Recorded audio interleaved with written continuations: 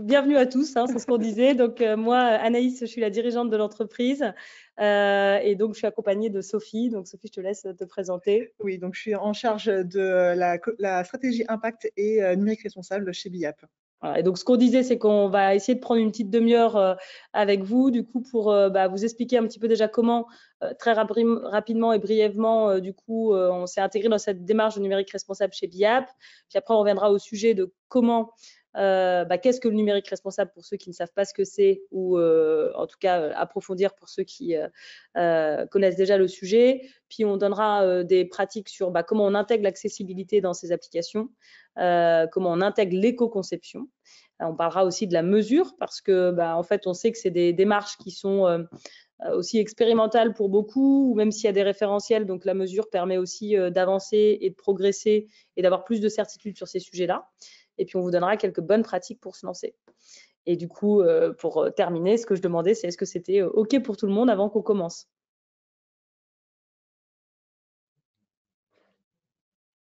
J'imagine que j'ai pas de retour, c'est que c'est OK pour tout le monde. Et vous pouvez aussi vous servir du petit chat pour indiquer auprès de Julien si du coup vous avez des questions. Il faut que tu passes la slide suivante. Alors, du coup, rapidement, chez BIAP, en fait, vous le savez, notre métier, c'est d'aider nos clients à mettre le mobile au cœur de leur stratégie orientée client et utilisateur pour en faire un levier de fidélisation et d'acquisition. Et donc, on a initié depuis 2 ans une démarche autour du numérique responsable, donc c'est-à-dire d'intégrer de plus en plus, à la fois dans l'entreprise et dans nos projets, une démarche sociale et environnementale. Ce sur lequel on appuie depuis 1 an, c'est comment, avec nos clients et comment, sur les applications qu'on crée, on peut du coup avoir plus d'accessibilité, donc c'est-à-dire toucher tout type de public, voilà, des publics plus handicapés ou des publics qui ont plus de difficultés, en tout cas, du coup, à accéder au digital. Et comment, du coup, on essaye d'avoir des applications qui sont le plus respectueuses possible de l'environnement et qui s'inscrivent dans une utilité environnementale et sociétale. Donc, c'est un chantier qui est assez long, comme la majorité des sujets que portent les entreprises sur ces sujets-là. Et donc, nous, on a déjà eu un premier niveau de certification numérique responsable qu'on a eu la semaine dernière. Et on est aussi animateur fresque du numérique, où on fait des sensibilisations pour nos clients, nos partenaires dans les écoles, pour comprendre les impacts du numérique afin de l'utiliser, on va dire, à meilleur escient. Voilà, donc si vous avez des questions là-dessus, on est à votre dispo et on vous propose de rentrer directement dans le vif du sujet. Et Sophie, je te passe la main. Merci. Donc, le numérique responsable, c'est une démarche d'amélioration continue de l'empreinte environnementale et sociétale du numérique. Et donc, on a pour ambition de proposer un numérique plus sobre, plus inclusif et plus éthique. Alors, pourquoi plus sobre? Donc, le numérique a une empreinte environnementale non visible.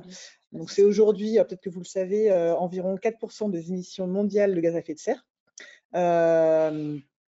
Et donc, c'est plus que l'aviation civile.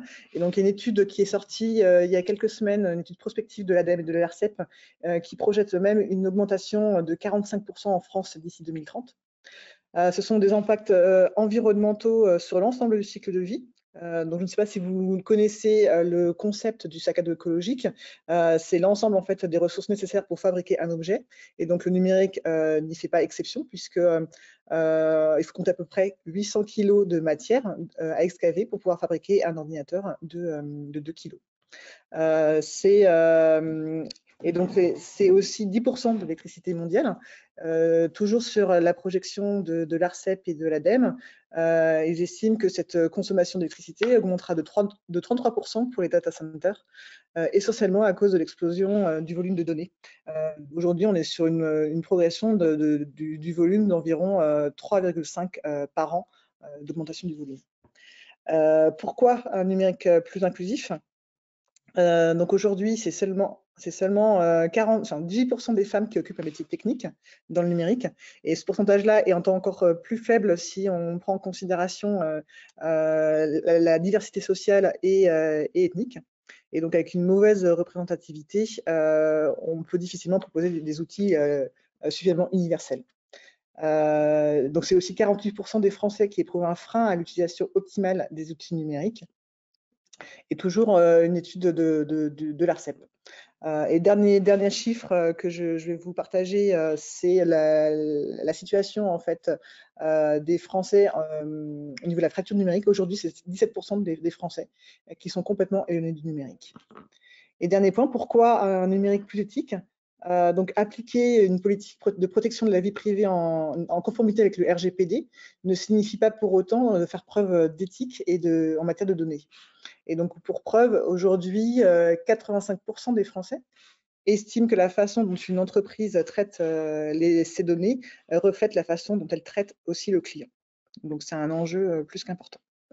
On va passer à la slide suivante. Donc, l'accessibilité, d'où l'importance d'être inclusif. Donc, l'accessibilité, c'est avant tout un droit fondamental pour l'égalité des chances. C'est la prise en compte de tous les utilisateurs dans l'accès au contenu et aux services web. Et donc, on parle là de situation de handicap.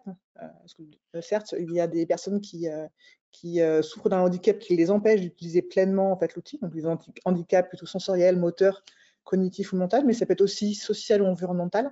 Une personne qui, du coup, n'a pas été formée, qui est assez éloignée pour bien comprendre en fait comment utiliser. Et cette situation de handicap, elle peut être permanente, temporaire ou situationnelle. Un exemple, on se casse le bras par exemple et on ne peut plus utiliser de manière optimale, enfin, le bras, on est droitier et on se casse le bras droit, on ne peut plus utiliser forcément de manière optimale les équipements numériques.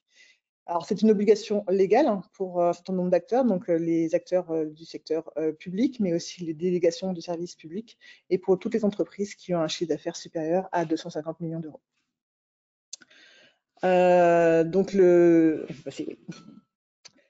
Et donc, d'intégrer l'accessibilité représente de nombreux atouts. Tout d'abord, ça permet d'élargir sa cible. Donc aujourd'hui, je parlais des 17% de Français qui étaient en situation de fracture numérique, et c'est à peu près 12 millions de personnes en situation de handicap. Ça permet également de faciliter la prise en main de l'application et d'améliorer l'expérience utilisateur pour tous. On parle de l'effet bateau, du nom des trottoirs qui ont été abaissés au niveau de la chaussée pour permettre aux personnes en fauteuil roulant ou à mobilité réduite de pouvoir facilement passer du trottoir à la route. Et donc, ces trottoirs bateaux sont utilisés aujourd'hui pour toutes les personnes qui ont, par exemple, des personnes avec des poussettes, des vélos, des trottinettes. Donc, c'est une fonctionnalité qui est vraiment partagée par tous aujourd'hui. Intégrer l'accessibilité, c'est aussi renforcer la confiance de vos utilisateurs et la perception de la marque. Donc, avoir un outil qui est vraiment adapté à leurs besoins, ça permet de mettre en confiance. Gagner en robustesse et en stabilité en utilisant des outils natifs. Anticiper la législation. Donc, aujourd'hui, la loi, en fait, date de 2005, mais la France a été mise en demeure pour non-transposition dans le droit français de l'European Accessibility Act, qui élargit un petit peu les obligations. Donc, on ne se pose plus la question des structures d'entreprise, mais plutôt des services proposés. Donc, que ce soit sur du e-commerce, sur les médias, sur les transports. Et donc, voilà, la France a été mise en demeure en juillet dernier. Donc, on peut s'attendre à un durcissement en fait de cet aspect légal très, très prochainement. Et c'est aussi plutôt pour les sites web, mais voilà, ça permet d'améliorer le référencement naturel. Et le dernier point, améliorer le scoring des indicateurs RSE. Oui. Donc pour cela, on s'appuie sur le référentiel général de l'amélioration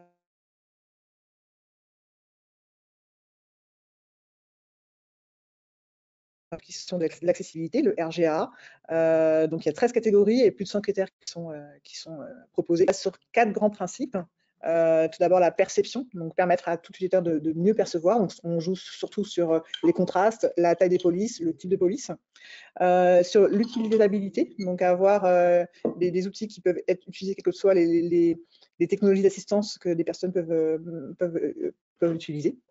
La compréhension aussi, donc ça joue sur la façon dont on rédige, mais aussi sur toutes les interfaces. Et la robustesse, en ayant des fonctionnalités qui sont vraiment compatibles avec les technologies actuelles et futures. Donc ensuite, pardon. Ensuite, on va voir l'éco-conception numérique. Et donc, l'éco-conception numérique, c'est la prise en considération des aspects environnementaux dans un service numérique, mais sur l'ensemble de son cycle de vie. Donc, il ne s'agit pas d'optimiser le code, mais vraiment de commencer dès la stratégie à se poser les bonnes questions pour avoir un service ou une application la plus performante possible. Donc, ça permet de nombreux atouts, donc notamment de réduire l'empreinte environnementale de l'application et les coûts de développement de fonctionnement, d'améliorer aussi l'expérience utilisateur, donc c'est un point partagé avec l'accessibilité, notamment en simplifiant et en fluidifiant les parcours. Ça permet d'améliorer les performances de l'app. Donc, si une app est plus légère, elle sera plus rapide et donc plus performante, mais aussi ça jouera sur l'expérience utilisateur. Ça permet de gagner en robustesse également, en permettant une meilleure stabilité technique et une durabilité. Le référencement naturel aussi peut être amélioré grâce à l'intégration des différents principes. Et ça permet d'anticiper la législation. Donc, il y a la loi RIN qui est sortie en novembre 2021, qui impose pour 2024 à l'ensemble des sites Internet d'intégrer le référentiel général d'éco-conception des services numériques, mais il est fort à parier que pour les applications mobiles, ça vienne aussi très rapidement. Alors, l'enjeu pour une app, c'est tout d'abord de réduire la consommation d'énergie, par le volume, par les interactions, par les communications, et donc de réduire aussi la consommation de la batterie. Ensuite, c'est de ralentir l'obsolescence logicielle. Donc, la batterie joue aussi beaucoup là-dessus, c'est-à-dire que plus une batterie sera chargée, plus il y aura de cycles de recharge et plus elle va s'user rapidement. Assurer aussi la rétrocompatibilité, limiter tout ce qui est obésité logicielle ou obsolescence logicielle, et tout ce qui est dette technique. Et enfin, ça permet d'assurer une stabilité, une durabilité des performances. Donc là, on vous partage quelques bonnes pratiques. Donc, on s'appuie sur différents référentiels. Donc, je vous ai parlé du RGESM, donc le référentiel général d'éco-conception des services numériques, qui est édité par la délégation interministérielle du numérique. Mais il y a également le RG 491, édité par l'Institut numérique du responsable. Et puis, les designers éthiques ont édité leur propre guide, plus axé sur la conception et le design. Et enfin, AFNORSPEC a fait un petit guide également sur ces éléments-là. Donc là, on fait une synthèse sur trois grands axes. Donc, tout d'abord, la stratégie. Donc, penser utile, utilisé et utilisable. Donc, c'est vraiment les 3 U. Donc, c'est s'interroger sur le besoin réel des utilisateurs, ne pas en fait se perdre dans des fonctionnalités qui ne seront peu utilisées.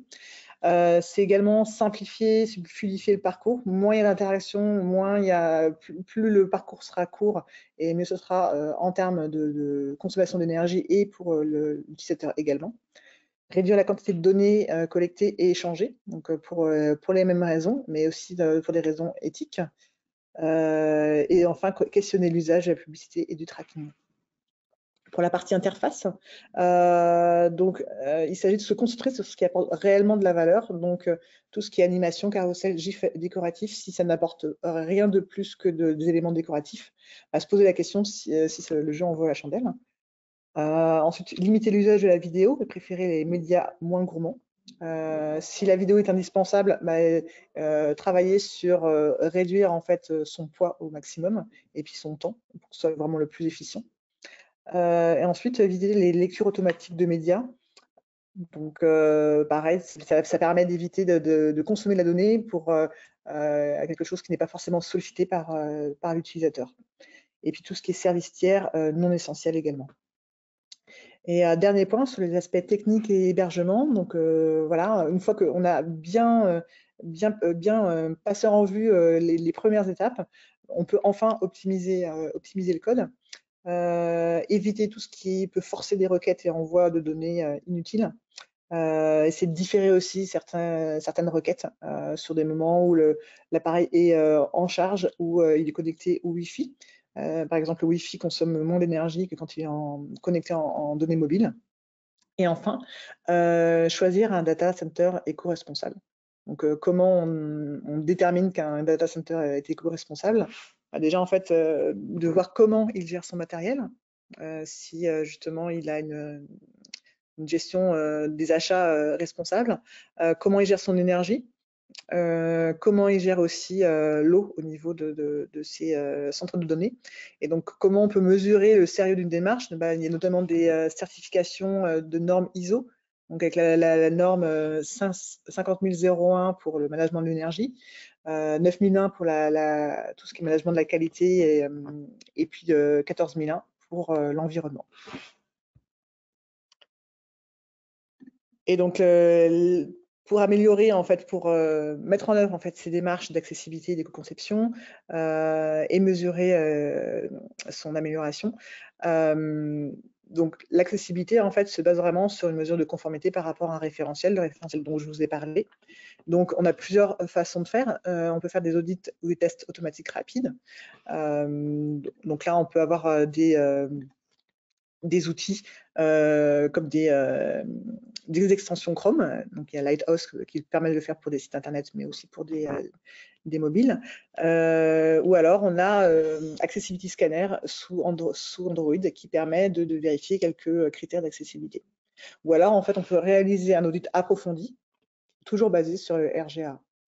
Et donc, vraiment, pour s'assurer une meilleure accessibilité, donc faire tous ces tests, c'est très bien, mais vraiment le mieux, c'est de pouvoir s'appuyer sur un groupe d'utilisateurs qui correspond vraiment à notre cible, à savoir des personnes qui sont éloignées du numérique et des personnes qui peuvent être aussi en situation de handicap, pour s'assurer vraiment que par rapport à leur propre usage, on répond à leurs besoins.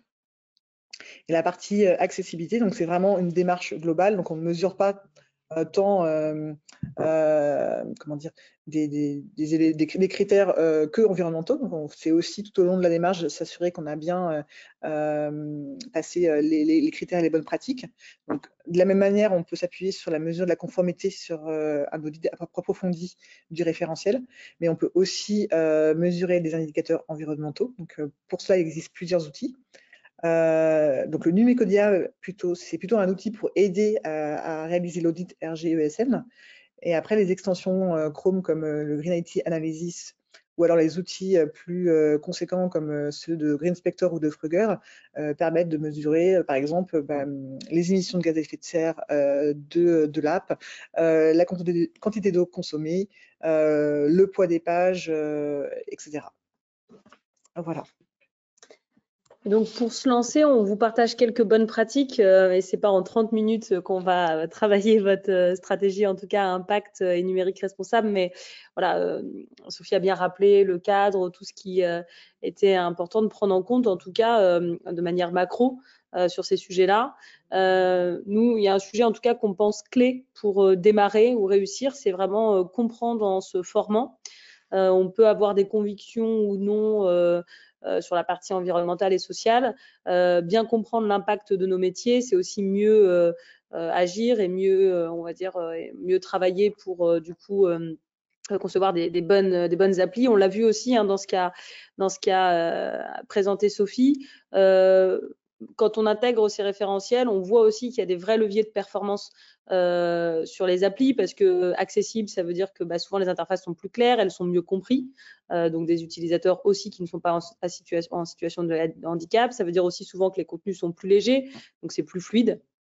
Et puis du coup, ça veut dire que si c'est plus léger et que c'est moins lourd, on a une vitesse, une rapidité, une stabilité technique encore plus forte. Donc c'est très lié aussi à des performances très business et très utilisateurs. Donc nous, on pense que c'est important de se former. Donc pour ça, vous avez la fresque du numérique. Donc nous, on est animateurs, mais vous pouvez aussi aller sur le portail de la fresque du numérique, puisqu'il y a des fresques bénévoles ou en ligne qui sont proposées de manière assez régulière. Si vous avez envie de vous frotter encore un peu plus dans le sujet, on vous conseille le MOOC de l'INR ou le MOOC de l'INRIA. Alors, c'est entre un peu plus entre une demi-journée et un peu plus d'une demi-journée. voilà, qui est complètement gratuit et en ligne. Vous pouvez aussi lancer des ateliers de sensibilisation, d'accessibilité ou d'éco-conception. Et puis après, si vous voulez rentrer dans le projet, vous pouvez déjà commencer par auditer et analyser soit votre organisation si vous êtes sur une stratégie d'impact globale de la boîte, ou soit votre projet, votre appli, votre site, et ce qui vous permettra de définir votre feuille de route sur le niveau que vous pouvez et que vous voulez mettre, parce que des fois, on a aussi plein de bonne volonté, on a très envie de faire plein de choses, et puis on a une partie de notre modèle économique qui est difficilement transformable à court terme et qui du coup nécessite par exemple d'utiliser la vidéo ou d'utiliser la pub, comme l'expliquait Sophie. Et dans ce cas-là, il faut essayer de fractionner, de voir comment s'attaquer au bon sujet dans votre roadmap. Et puis après, on intègre et puis on mesure et on itère parce que comme je le disais en préambule, c'est des sujets qui sont encore très expérimentaux. Et donc, il faut aussi passer par de la mesure et passer par beaucoup de volume, beaucoup de partage du coup entre pairs pour pouvoir voir comment améliorer les choses. Voilà.